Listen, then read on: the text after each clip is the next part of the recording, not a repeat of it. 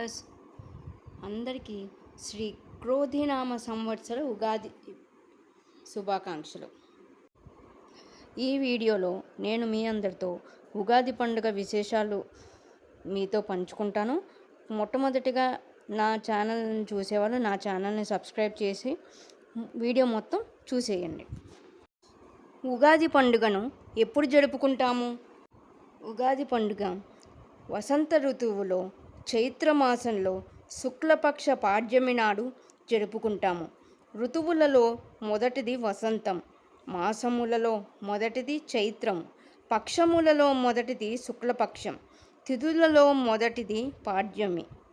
ఈనాడు ఋతువు, మాసము, పక్షము, తిథి ఇవన్నీ ప్రధానమైనవిగా చేరి ఉండట చేత ఇది ఉగాది అయినది. ఇది కలియుగానికి ఆది. ఉగాది అనగానేమి? ఉగాది అనగా నూతన సంవత్సర ప్రారంభ దినం, నూతన సంవత్సరానికి స్వాగతం, గత సంవత్సరానికి వీడ్కోలు పలికే దినం. ఈ సంయోగ వియోగముల మధ్య ఉండేది ఉగాది. ఉగాది అనే పదం యుగాది అనే సంస్కృత పదానికి వికృతి రూపం కనుక ఉగాది అనగా యుగమునకు ఆది అని అర్థం. ఉగాది నాడు పాటించే ప్రధాన అంశములు ఏవి? ఉగాది పండుగ నాడు ప్రధానంగా చేపట్టే క్రియలు రెండు. ఉదయం స్నానానంతరం ఉగాది పచ్చడి సేవనం, సాయంకాలం పంచాంగ శ్రవణం. ఉగాది పచ్చడి ఇది షడ్రుచులతో కలిసిన భక్షణం.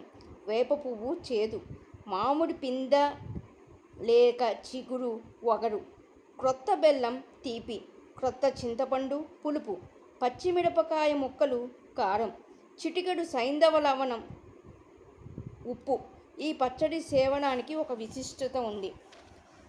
శతాయుర్వజ్రదేహాయ సర్వసంపత్కరాయ చ సర్వారిష్ట వినాశాయ నింబకందల భక్షణం. వేప పువ్వు పచ్చడిని సేవించిన వారికి దీర్ఘాయుషు, దేహ దారుఢ్యము, సర్వ సంపదలు చేకూరుతాయి. అరిష్టాలు తొలగిపోయి సుఖ సంతోషాలు లభిస్తాయి. షడ్రుచులతో కూడిన ఈ ఉగాది పచ్చడికి మానవ జీవితానికి ఉన్న సంబంధం ఏమిటి? మానవ జీవిత వైవిధ్యం అంతా ఇందులో ప్రతిబింబిస్తుంది. జీవితంలో అంతా మాధుర్యమే ఉండదు. చేదు, పులుపు, వగరు వంటి కష్ట నష్టాలతో, ఒడిదుడుకులతో కూడి ఉంటుంది. బెల్లము ఉంటుంది, ఉప్పు ఉంటుంది. జీవితంలో కూడా సుఖ దుఃఖాలు ఉంటాయి. అన్నింటినీ సమచిత్తంలో స్వీకరించాలి అనే ఉపదేశం వేప పువ్వు పచ్చడి అందించే సందేశం. పంచాంగ శ్రవణం అనగా ఏమి? తిథి, వారము, నక్షత్రము, యోగము, కరణము ఈ 5 అంగములతో చేరినది పంచాంగము. పంచాంగ శ్రవణము ఆధ్యాత్మిక ప్రయోజనకరం. తిథేశ్చ శ్రియమాప్నోతి వారాధ్యాయుష్యవర్ధనం నక్షత్రాధర పాపం యోగాద్రోగ నివారణం కరణాత్కార్య సిద్ధిస్తు పంచాంగం ఫలముత్తమం కాల విత్కర్మ కృద్ధీమాన్ దేవతానుగ్రహం లభేత్. పంచాంగ శ్రవణం వలన చేకూరు లాభములు: తిథి వలన సంపద, వారము వలన ఆయుష్, నక్షత్రము వలన పాప పరిహారం, యోగము వలన వ్యాధి నివారణం, కరణం వలన కార్యానుకూలత. పంచాంగ శ్రవణం వలన నవగ్రహముల ధ్యానము వలన కలిగే శుభ ఫలితాలు కలుగుతాయి. రానున్న సంవత్సరంలో ఏ ఏ గ్రహాలకు ఏ ఏ ఆధిపత్యాలు లభిస్తాయో తెలుస్తుంది. ఆయా గ్రహముల తేజస్సు పంచాంగ శ్రవణం చేసిన వారికి సంక్రమిస్తుంది.